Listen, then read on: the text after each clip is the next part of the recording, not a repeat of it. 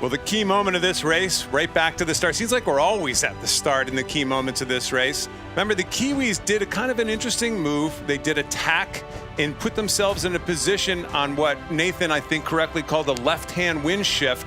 Put themselves in a position that they became vulnerable. They couldn't get to the line on time on distance for the Italians, and off they went. Leg one, they actually also tacked in some interesting positions here. This is the Italians now on the other foot. They didn't quite tack smack on the breeze, on that wind, to create that wind shadow of the Kiwis. We thought they let the Kiwis off the hook a little bit more, but maybe this was a strategy. We'll have to ask some of the skippers in between races. Decent lead coming into the mark. It's really, Nathan, this was one mistake at the start, and even the Kiwis, they tacked in a little bad air right there. It wasn't a perfect race on either side, was it?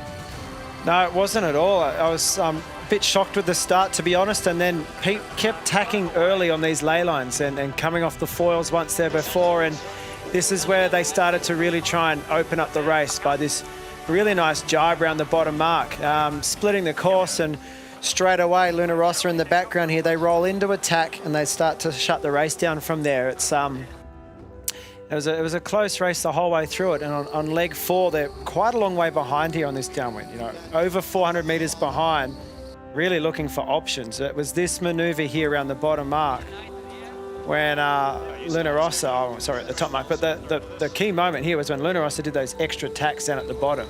That was when they let the Kiwis back into the race and gave them half a sniff, and that's what got them right back into 10 seconds. Made it exciting, there's no question about that. Made it a little closer, I think, than Italian fans wanted it to be, but nonetheless, a win's a win. And we go into day number 2, which will be on Friday here in New Zealand, with a score of 1 apiece.